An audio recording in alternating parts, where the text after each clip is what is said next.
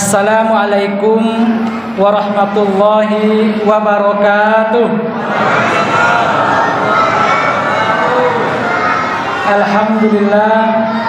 Alhamdulillahillazi sahru ramadana unzila fihil Qur'an hudal linnasi wa bayyinatin minal huda wal furqan. Asyhadu an la ilaha illallah wahdahu la syarikalah wa asyhadu anna Muhammadan abduhu wa rasulullah nabiyya ba'dah. Pertama dan utama sekali, mari kita memanjatkan rasa puji dan syukur kita kehadirat Allah Subhanahu wa taala. Alhamdulillah, sampai dengan malam yang keempat ini Allah masih memberi nikmat kesehatan, nikmat sisa umur, nikmat iman dan nikmat Islam, sehingga pada malam hari ini kita kembali dapat hadir di rumah Allah yang mulia ini dalam rangka berubudiyah kepadanya, dalam rangka mencapai keridhoannya. Mudah-mudahan apa yang kita lakukan mulai dari bangun tidur pada malam tadi sampai dengan saat ini hendaknya dinilai ibadah di sisi Allah Subhanahu wa taala. Amin ya rabbal alamin. Selanjutnya, selawat beriring salam mari pula kita sampaikan kehariban baginda Rasulullah sallallahu alaihi wasallam dengan mengucapkan Allahumma shalli ala Sayyidina Muhammad wa ala ali Sayyidina Muhammad. Mudah-mudahan dengan selalunya kita berkirim selawat kepada beliau di yaumil mahsyar nanti, pengadilan Allah yang maha adil, kita hendaknya mendapat pertolongan dan syafaat dari Rasulullah sallallahu alaihi wasallam. Yang kami hormati segenap pengurus Masjid Al-Muhajirin, dan yang kami hormati para panitia Ramadan, yang kami hormati Bapak RW, Bapak RT yang berkesempatan hadir pada malam hari ini, dan yang kami hormati, yang kami muliakan para alim ulama cerdik pandai, dan yang kami hormati bapak-bapak, ibu-ibu sidang jemaah tarwih yang berbahagia, serta generasi muda kita dan anak-anak kita yang pada malam hari ini nampaknya sungguh sangat antusias sekali dan banyak di dalam masjid kita ini. Alhamdulillah. Bapak-bapak, ibu-ibu jamaah tarwih yang berbahagia, pada malam yang keempat ini di masjid kita ini, alhamdulillah Allah mengizinkan kita untuk bersilaturahmi dalam rangka ad-dinun nasiha. Dan saya terus terang saja baru sekali ini sampai ke sini, dan alhamdulillah sangat-sangat banyak sekali, masjidnya besar, jamaahnya penuh. Mudah-mudahan hendaknya ini bertahan sampai dengan akhir Ramadan. Amin ya rabbal alamin. Kemudian juga banyak anak-anak kita, generasi yang akan menggantikan kita. Ya, banyak anak-anak kita, generasi yang akan menggantikan kita. Dan ini juga perlu kita lestarikan. Karena saat sekarang ini Bapak Ibu, pengaruh HP itu kadang-kadang anak-anak tidak mau ke masjid. Pengaruh HP, anak sulit dibawa ke masjid, sulit disuruh sholat. Tapi malam hari ini alhamdulillah di masjid kita anak-anak kita penuh. Walaupun ribut tapi dia dalam masjid tidak ada masalah. Ini generasi yang akan mengisi masjid kita. Baik bapak-bapak, ibu-ibu jamaah yang berbahagia, suatu tradisi kita apabila kita sudah memasuki bulan Rajab, itu kita dengar doa-doa yang diminta oleh para pembawa doa, terutama setelah sholat, yaitu Allahumma barik lana fi Rajab wa Saban wa balighna Ramadan. Ya Allah, berkati kami pada bulan Rajab dan bulan Sa'ban, dan pertemukan kami dengan datangnya bulan Ramadan. Itu selalu kita ucapkan dan kita doakan dengan harapan apa? Supaya kita dapat bertemu dengan bulan Ramadan. Bapak-bapak, ibu-ibu jamaah yang berbahagia. Nah, pada tahun ini, tahun 1442 Hijriah, berkat doa kita, Allah mempertemukan kita dari Ramadan tahun yang lalu kepada Ramadan yang tahun ini. Sudah jumpa sekarang kita dengan Ramadan. Nah, kalau kita sudah jumpa, kita kemarin berdoa, kita kemarin meminta, apa yang harus kita lakukan? Jangan hanya kita minta berjumpa tapi tidak ada buat apa-apa. Ini yang perlu.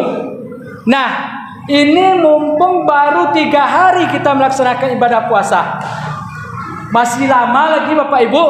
Maka oleh karena itu, dimulai dari diri saya sendiri dan kita semua, mari kita tingkatkan amalia kita pada bulan Ramadan ini, sesuai dengan permintaan kita untuk dipertemukan oleh Allah dengan Ramadan ini.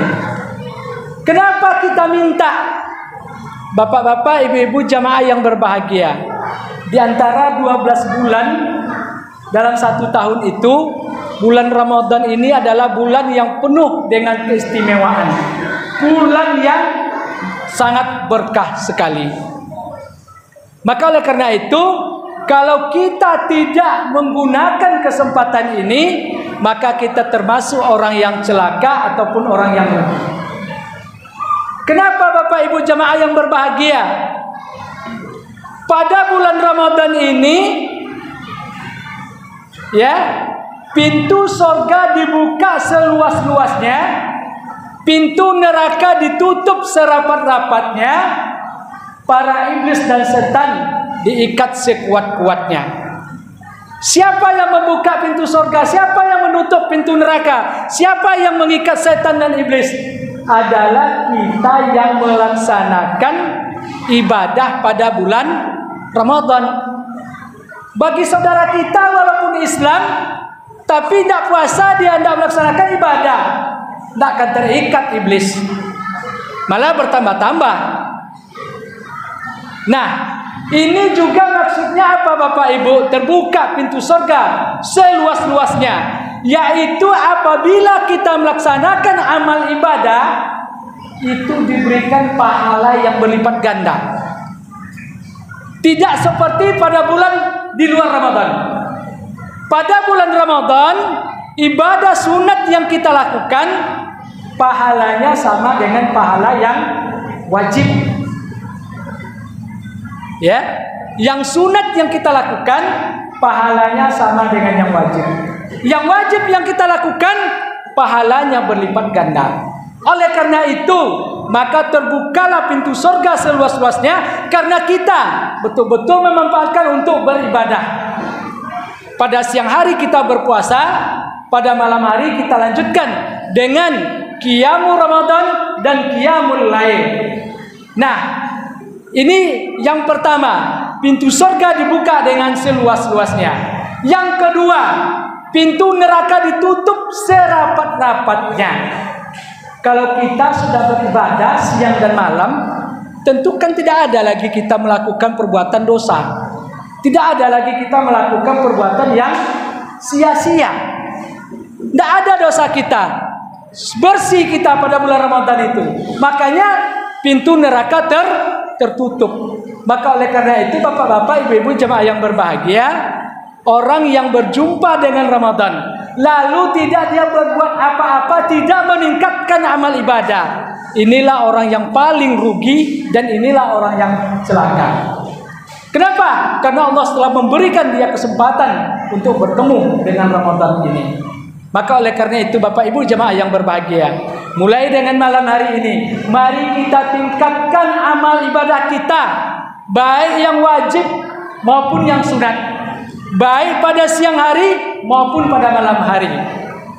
Ibadah puasa kita jangan hanya sekedar menggugurkan kewajiban, tapi diusahakan ibadah puasa kita adalah puasa sempurna, puasa yang khusus atau istimewa.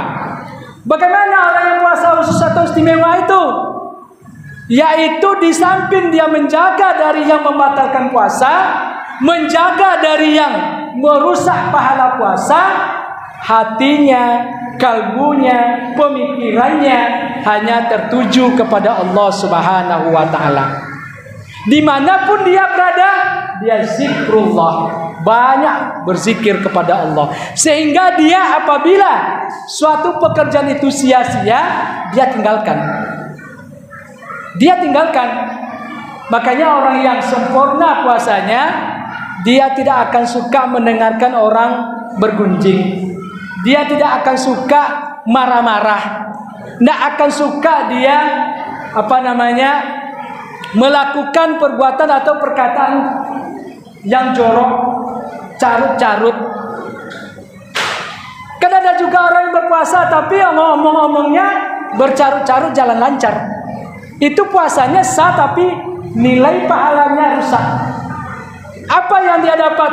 Kamin soimin laisa lahu minal ju' wal atos. Kata Rasulullah, berapa banyak umatku yang berpuasa pada bulan Ramadan, dia tidak memperoleh apa-apa terkecuali haus dan lapar. Maka oleh karena itu Bapak Ibu jamaah yang berbahagia, mari Pak puasa kita terus perbaiki. 3 hari yang sudah, apa kira-kira kekurangan puasa yang kita lakukan? Apa usaha kita untuk meningkatkan?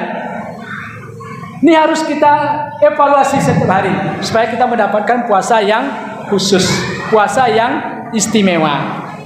Nah, Bapak-bapak, Ibu-ibu jemaah yang berbahagia, kemudian pada malam hari untuk mengisi Ramadan ini, untuk memperbanyak amal ibadah kita, yang pertama adalah qiyamul Ramadan, yaitu mendirikan sholat pada malam Ramadan. Sholat apa? Tadi sudah Isya kita lakukan. Insya Allah nanti akan kita laksanakan sholat sunat tarawih dan ditutup dengan witir. Ini rutin kita lakukan Bapak Ibu. Ya rutin. Kalau pamannya kita berhalangan, tidak sanggup ke masjid, boleh di rumah. Boleh di rumah, yang penting 30 malam itu hendaknya kita rutin melaksanakan sholat tarawih. Karena sholat tarawih ini tidak ada pada bulan yang lain. Di luar Ramadan, sholat tarawih tidak ada. Tapi kalau witir ada. Nah ini, alhamdulillah di masjid kita ini penuh mengikuti amalia pada malam Ramadan. Sudah diawali dengan amalia wajib tadi. Nah nanti akan kita laksanakan dengan amalia yang sunat sholat tarawih. Itu namanya qiyamul Ramadan. Yang kedua pada malam hari adalah qiyamul lail.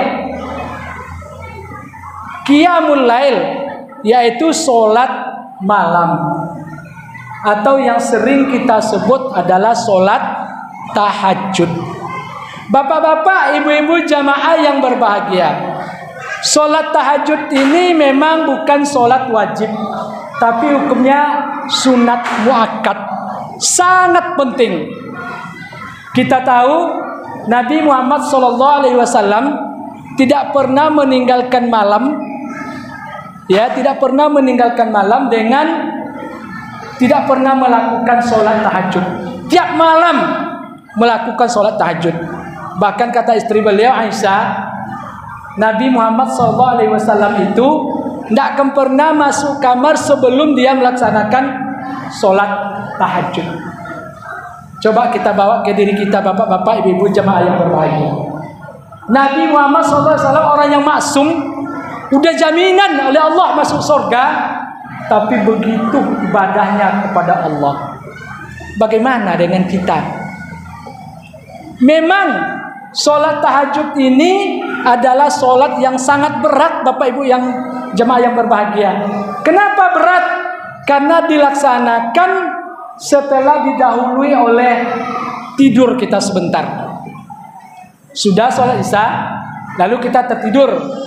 Setelah itu bangun, boleh laksanakan sholat tahajud. Ya boleh laksanakan sholat tahajud. Tapi rata-rata orang melaksanakan sholat tahajud itu mencari waktu yang sangat utama dan afdol. Kapan waktunya yang utama dan afdol? Yaitu sepertiga malam terakhir. Ya, sepertiga malam terakhir mulai mungkin dari jam 3 malam. Nah, ini kan berat. Kalau tidak pernah melaksanakan sulit. Berperang antara mata ngantuk, kemalasan, itu berperang dia. Sehingga selalu kalah dan kita payah untuk melaksanakan sholat tahajud. Tapi bagi orang yang sudah terlatih, yang sudah rutin, ini tidak ada masalah. Ya.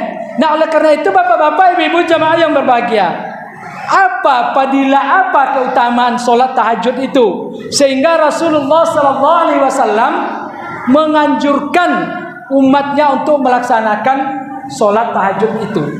Bapak-bapak, ibu-ibu jamaah yang berbahagia, sholat tahajud itu fadilahnya yang pertama adalah Allah akan menempatkan kita pada tempat yang terpuji. Dalam surah Al-Isra ayat 79 yang artinya, dan pada sebagian malam hari sholat tahajudlah kamu sebagaimana ibadah tambahan bagimu. Mudah-mudahan Tuhanmu mengangkat kamu ke tempat yang terpuji. Bapak-bapak, ibu-ibu jamaah yang berbahagia, orang yang rutin, orang yang terbiasa melaksanakan sholat tahajud, Allah mengatakan akan diangkat dia kepada tempat yang terpuji. Kalau Allah yang angkat ke tempat terpuji, siapapun yang mau melecehkan nggak bisa. Kalau Allah berkehendak tempat terpuji, saya yakin dan percaya semua kita menginginkan tempat yang terpuji. Jangankan tempat terpuji, dipuji pun kita itu lebih suka. Nah, ini yang pertama. Jadi oleh karena itu dimulai dari diri saya sendiri, karena memang terus terang saja saya rutin belum, tapi sudah sering juga dilaksanakan. Mari pada kesempatan Ramadan ini kita tanam niat dalam hati kita untuk dapat melaksanakan sholat tahajud. Ya, paling tidak kita mulai nanti malam, supaya ibadah kita, supaya kita mendapat tempat terpuji di sisi Allah Subhanahu wa taala.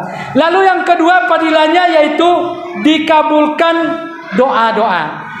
Bapak-bapak, ibu-ibu jamaah yang berbahagia, dalam hidup dan kehidupan kita ini kita tidak terlepas dari salah dan silap. Kita tentu banyak punya keinginan, keinginan dan punya kebutuhan. Dan kita juga banyak ditimpa oleh permasalahan. Maka salah satu cara untuk menyelesaikan itu, lakukanlah sholat tahajud. Selesai kita sholat tahajud, berdoalah kepada Allah Subhanahu wa taala. Insya Allah, Allah akan mengabulkan doa kita yang kita panjatkan pada malam-malam tahajud itu.